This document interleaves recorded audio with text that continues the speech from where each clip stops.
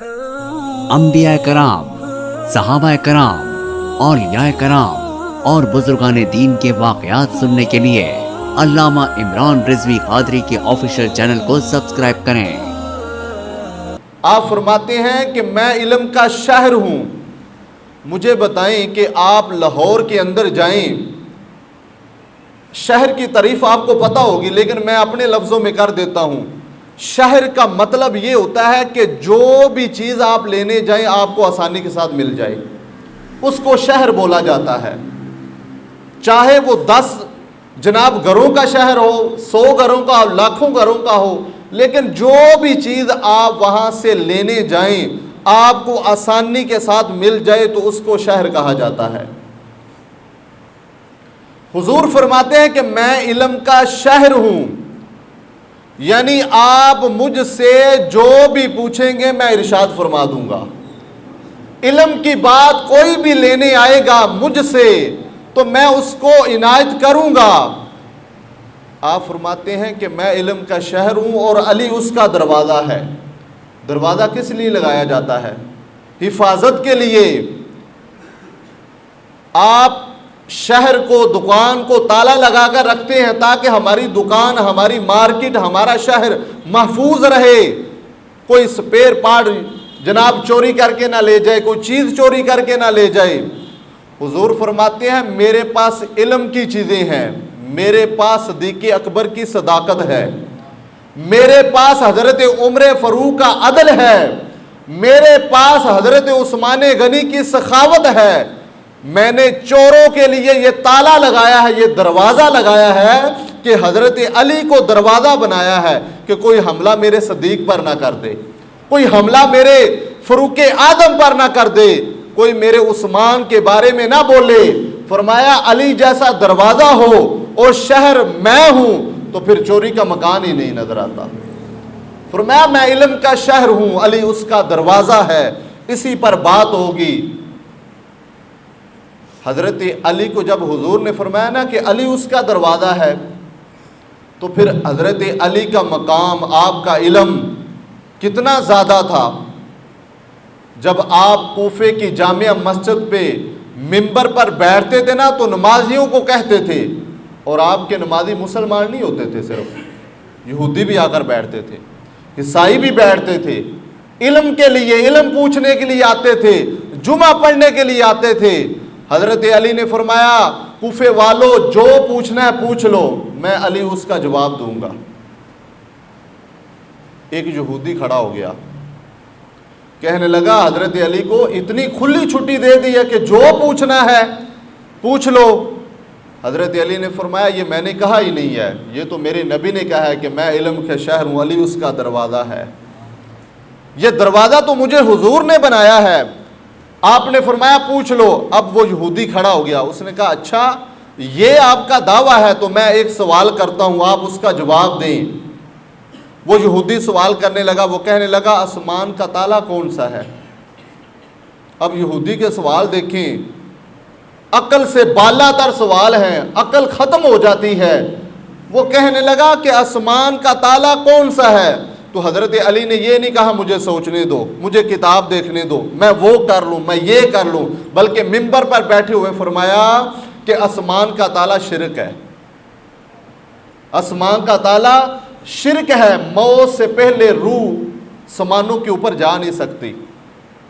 اب یہودی نے دوسرا سوال اس پر کیا کہ اگر آسمان کا شرک دروازہ ہے یعنی اس کا تالا ہے تو پھر مجھے بتائیں کہ ہر تالے کی چابی ہوتی ہے، تو اس کی چابی کون سی ہے؟ تو حضرت علی نے فرمایا کہ آسمان کے تالا جو شرک ہے نا اس کی چابی یہ ہے کہ لا الہ الا اللہ محمد الرسول اللہ۔ یہ لا الہ الا اللہ والی چابی ہے، جب انسان یہ چابی یہ پڑھ لیتا ہے تو اس کی روح پرواز کر جاتی ہے، وہ دنیا سے چلا جاتا ہے، پھر آسمان کے تالے بھی اللہ کھول دیتا ہے۔ اب دوسرا سوال اس نے کیا، اس نے کہا کہ مجھے بتائیں کہ جنت کا میوہ کوئی دنیا میں مل سکتا ہے؟ یعنی جنت کا میوہ، یہ دل پہ نقش کر لیں یہ سوال، یہ حضرت علی نے کوفہ کی جامع مسجد میں بیٹھ کر یہ عنایت فرمائے تھے۔ اس نے کہا کہ جنت کا کوئی میوہ دنیا میں مل سکتا ہے؟ تو آپ نے فرمایا مل سکتا ہے، کیوں نہیں؟ اس نے کہا کون سا؟ آپ نے فرمایا کہ قرآن ہی جنت کا میوہ ہے، یعنی قرآن کو پڑھ کے انسان جنتی میوے ذائقے چکھتا ہے، اس کو لذت آتی ہے، اور اسی قرآن کو پڑھ کے انسان ہدایت کا نور حاصل کر لیتا ہے۔ اب یہودی بڑا پریشان کہ میں جو بھی سوال کرتا ہوں علی فوراً جھٹ پٹ اس کا جواب دے دیتے ہیں۔ اب اس نے کہا کہ اے علی مجھے بتاؤ کہ جو آپ کا دین ہے، اسلام ہے، وہ تو کہتا ہے کہ جنت میں جو چلا جائے گا وہ کھائے پیے گا، لیکن نہ وہ واش روم کرے گا، نہ پیشاب کرے گا، کچھ بھی نہیں کرے گا۔ یہ کیسے ہو سکتا ہے کہ انسان کھائے پیے اور پیشاب نہ آئے؟ حضرت علی فرمانے لگے مجھے بتا کہ تو ماں کے پیٹ کے اندر کتنے ماہ رہا ہے؟ وہ کہنے لگا 9 ماہ۔ آپ نے فرمایا کہ تو ماں کے پیٹ کے اندر رہا 9 ماہ، کھاتا بھی تھا پیتا بھی تھا، مجھے بتا کہ ماں کے پیٹ میں کبھی تو نے پیشاب کیا تھا؟ کبھی واش روم کیا تھا؟ کبھی گندگی چھوڑی تھی؟ وہ کہنے لگا نہیں۔ تو حضرت علی فرمانے لگے کہ جب اللہ تعالیٰ کسی کو کھلاتا ہے پلاتا ہے تو وہ قدرت ہے اس کی، وہ کسی کو ایسا وجود عطا فرما دیتا ہے کہ پھر کھانے پینے کے بعد گندگی نہیں ہوتی۔ وہ جنت میں جو چلا جائے گا کھائے پیے گا لیکن گندگی نہیں ہوگی، غلاظت نہیں ہوگی۔ وہ سر کو پکڑ کر پھر ایک سوال کرتا ہے، پھر کہتا ہے، وہ کہنے لگا علی مجھے بتاؤ کہ ایسی قبر بتاؤ دنیا میں، ایسی قبر بتاؤ کہ جو قبر بھی زندہ ہو، قبر والا بھی زندہ ہو، قبر بھی زندہ، قبر والا بھی زندہ۔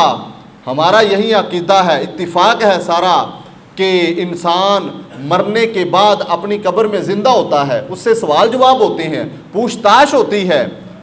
لیکن وہ شخص کہنے لگا یہودی کہ مرا نہیں ہے، زندہ ہے، لیکن مجھے بتاؤ وہ خود بھی زندہ ہے اور جس قبر میں وہ قبر بھی زندہ ہے۔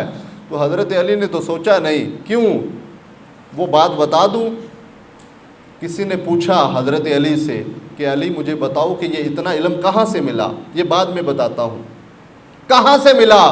تو حضرت علی فرمانے لگے جب میں نے نبی پاک صلی اللہ علیہ وسلم کو غسل دیا نا تو سارا جسم مبارک تولیے کے ساتھ کپڑے کے ساتھ خشک کر لیا، لیکن جو بویں ہوتی نا پلکیں، پلکوں پر چند قطرے ٹپک رہے تھے، تو میں نے کہا کہ کپڑوں کے ساتھ کیا صاف کرنا ہے، خشک کرنا ہے۔ میں نے وہ قطرے پانی کے مطہر پاک قطرے میں نے وہ چوس لیے، اور جیسے ہی میرے حلق سے نیچے گئے تو اللہ تعالیٰ نے میرے سینے کو علم نشرح کے سینے کے ساتھ ملا دیا تھا۔ اس کے بعد جو بھی مجھ سے کوئی سوال پوچھتا میں فوراً جواب دیا کرتا تھا کہ نبی پاک صلی اللہ علیہ وسلم کے جسم مبارک سے پانی کے قطرے وہ میرے حلق سے نیچے گئے تھے تو اللہ نے میرے سینے کو بھی کشادگی عطا فرما دی تھی۔ اب اس نے کہا کہ مجھے بتاؤ کہ جو قبر بھی زندہ ہے، قبر والا بھی زندہ ہے۔ حضرت علی فرمانے لگے حضرت یونس علیہ السلام کا واقعہ پڑھو نا کہ اللہ تعالیٰ نے حضرت یونس علیہ السلام کو زندہ مچھلی کے پیڑ کے اندر داخل کر دیا تھا، جانے والا بھی زندہ تھا اور جس کے اندر جا رہا تھا وہ بھی زندہ تھی، وہ بھی زندہ تھی۔ اب وہ بڑا پریشان ہوا، علی مجھے لگ رہا ہے کہ جیسے میرے سوالوں سے آپ تھک گئے ہیں۔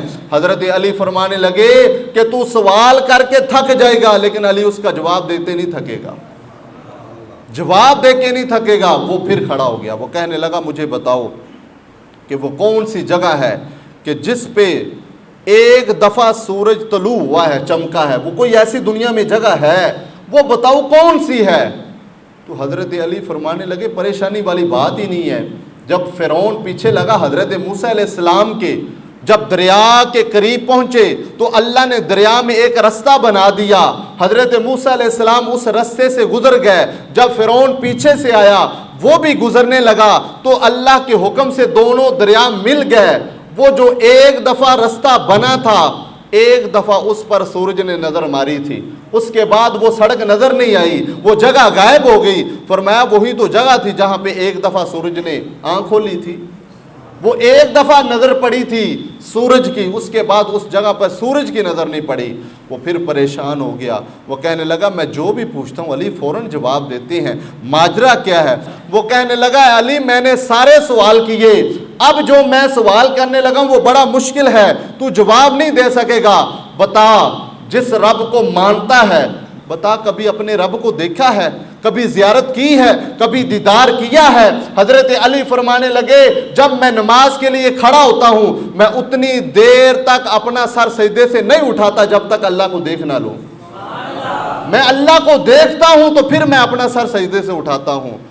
اب وہ شخص کہنے لگا میں جس نبی کا سنا تھا میں نے دیکھا تو نہیں ہے، لیکن آپ کے علم کو دیکھ کر میں سمجھ گیا ہوں کہ جس نبی کا تو کلمہ پڑھتا ہے تیرا علم یہ ہے تو اللہ کے نبی کا علم کیا ہوگا۔ یہ حال ہے خدمتگاروں کا، یہ شان ہے خدمتگاروں کی، تو سرکار کا عالم کیا ہوگا۔ فرمانے لگے جس کلمہ نبی کا تو نے کلمہ پڑھا ہے اس کا مجھے کلمہ پڑھا کر مسلمان کر دو۔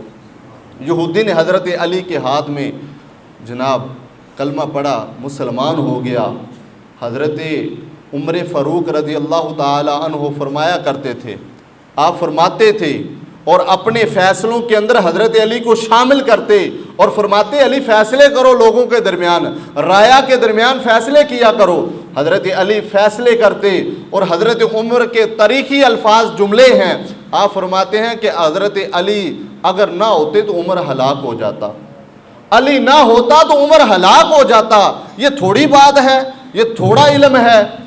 حضرت عائشہ صدیقہ رضی اللہ تعالی عنہ فرماتی ہیں کہ میں ایک دن نبی پاک صلی اللہ علیہ وسلم کے گھر میں تھی تو حضرت ابو بکر صدیق آئے، حضرت علی بھی آئے، تو سارے کام چھوڑ چھاڑ کر حضرت ابو بکر صدیق حضرت علی کے چہرے دیکھ رہے ہیں، یعنی جس طرح انسان سارا فری ہو کر سارے کام چھوڑ چھاڑ کر کوئی کام اور کرنے لگ جاتا ہے، ابو بکر صدیق سارے کام چھوڑ کر حضرت علی کے چہرے کو دیکھنے لگے۔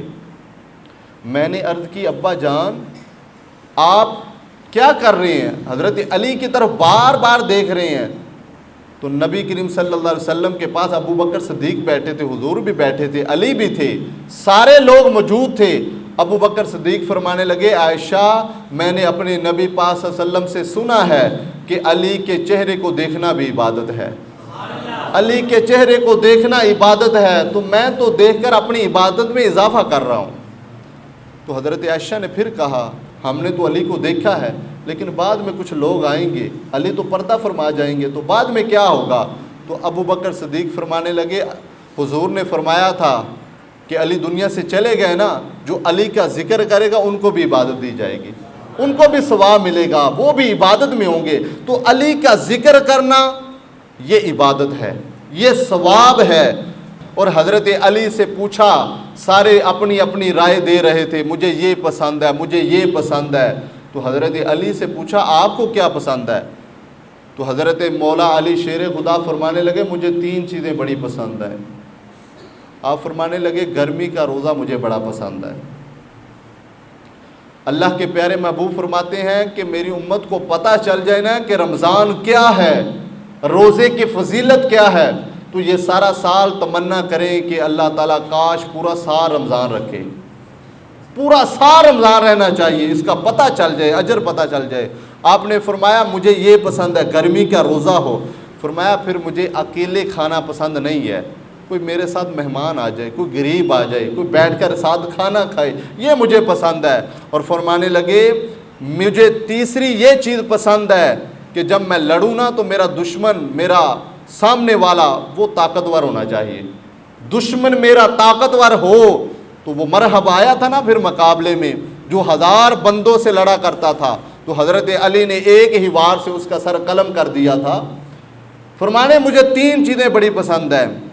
میرے عزیز حضرت علی کی جو سیرت ہے نا یہ ایک بہادری والی سیرت ہے، یہ انسانوں کے اندر، مومنوں کے اندر، مسلمانوں کے اندر یہ بردباری اور شجاعت جیسی صفات کو پیدا کرتی ہے۔ حضرت فاطمہ رضی اللہ تعالی عنہ کے گھر میں تو کئی دن کچھ بھی نہیں ہوتا تھا، لیکن ایک وقت ایسا آ گیا کہ حضرت علی المرتضیٰ شیر خدا کو کہنے لگی یہ میرے کپڑے ہیں بازار کے اندر بیچ آؤ، مولا علی نے وہ کپڑے پردے میں چھپائے، شاپر میں چھپا کر بازار میں جانے لگے، بیچے تو 6 دینار ملے۔ 6 دینار لے کر جا رہے تھے اناج لینے، تو ایک رستے میں کہنے لگا میں فقیر ہوں، اللہ کے نام پہ کچھ مانگ رہا ہوں، مجھے کچھ دیں۔ تو حضرت علی نہ تو کرتے نہیں تھے، کیونکہ سخاوت آپ کے گھر سے چلی ہے، سخاوت کے بے تاج بادشاہ تھے، حضور سے سیکھی تھی سخاوت۔ فرمایا کہ یہ لو، وہ دے دیے۔ اب جب وہ 6 دینار اللہ کے رستے میں دے دیے تو آگے ایک شخص کھڑا ہوا تھا، ہاتھ میں اونٹنی لیے۔ اس نے کہا کہ علی اونٹنی خریدنی ہے؟ میں نے کہا میرے پاس تو پیسے نہیں ہیں۔ فرمایا کہ بعد میں دے دینا۔ کتنے کی؟ 100 دینار کی۔ حضرت علی نے وہ 100 دینار کی اونٹنی خرید لی اور پیسوں کا بعد میں کہہ دیا۔ آگے جا رہے ہیں تو ایک شخص اور کھڑا ہوا ہے، وہ کہنے لگا اونٹنی بیچنی ہے۔ حضرت علی نے فرمایا بیچنی تو ہے، کتنے کی؟ اس نے کہا کہ تو کتنے کی لے کر آیا ہے؟ سوال چینج ہے، سوال تبدیل ہے۔ یہ نہیں کہا کتنے کا سودا ہے چلو دے دو، فرمایا تو کتنے کی خرید کر لایا ہے؟ حضرت علی فرمانے لگے میں نے 100 دینار کی خریدی ہے۔ تو فرمانے لگے پھر 60 دینار اوپر لے لے، 160 کی مجھے دے دے۔ حضرت علی نے فرمایا ٹھیک ہے لے لو۔ 160 دینار اس سے لیے آگے گئے تو جس سے اونٹنی خریدی تھی وہ آگے کھڑا ہوا ہے۔ وہ کہنے لگا میری اونٹنی کہاں ہے؟ آپ فرمانے لگے میں نے تو بیچ دی ہے۔ کتنے کی؟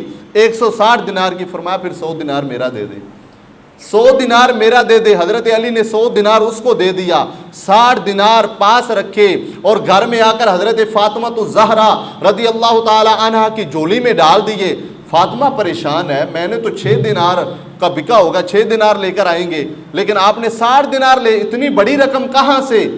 حضرت علی فرمانے لگے کہ میں نے سودا کر کے آیا ہوں، میں اللہ کے رستے میں سودا کر کے آیا ہوں، میں نے 6 دینار دیے تھے، اللہ نے مجھے 60 واپس کر کے لوٹائے ہیں، 60 واپس۔ یہ سارا ماجرا نبی پاک صلی اللہ علیہ وسلم کو سنایا۔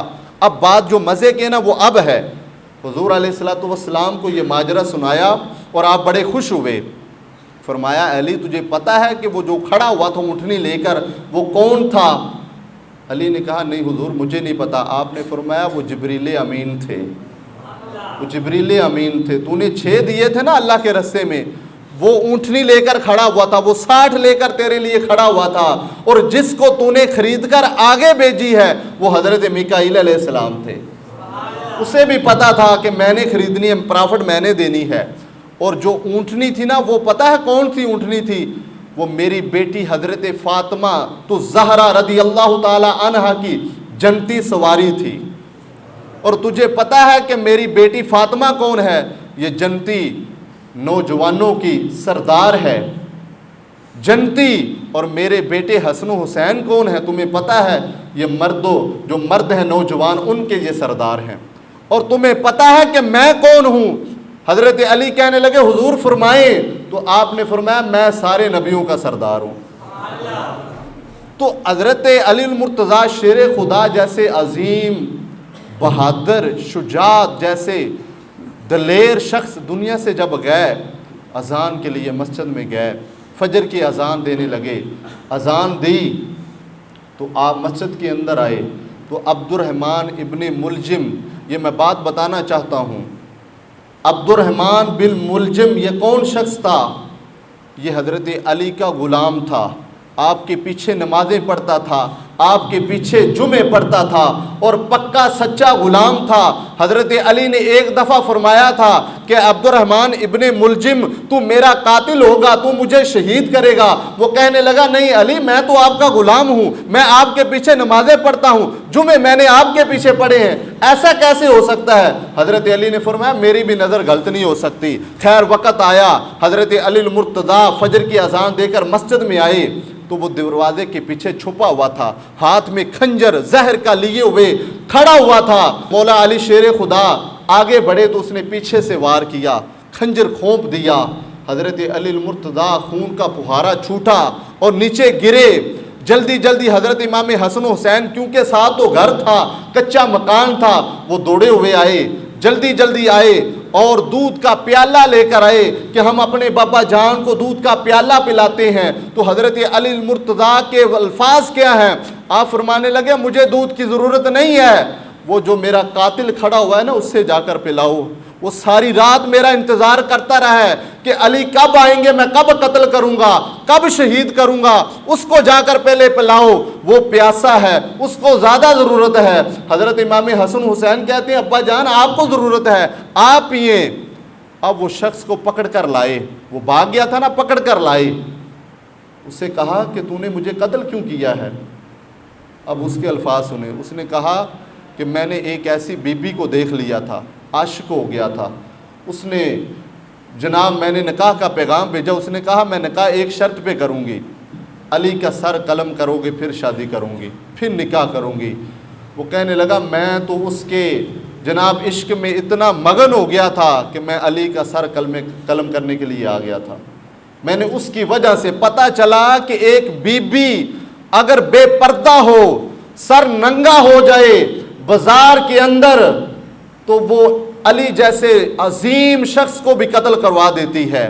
تو جہاں پہ ہزاروں عورتیں بازاروں کے اندر ننگے سر پھرتی ہوں, تو وہاں پہ کتنے قاتل, کتنے قتل ہو سکتے ہیں, کتنے لوگ شہید ہو سکتے ہیں. میرے عزیز, حضرت علی کی زندگی بڑی نرالی زندگی تھی, بڑی نرالی زندگی تھی. اللہ کی بارگاہ میں دعا ہے اللہ تعالی ہمیں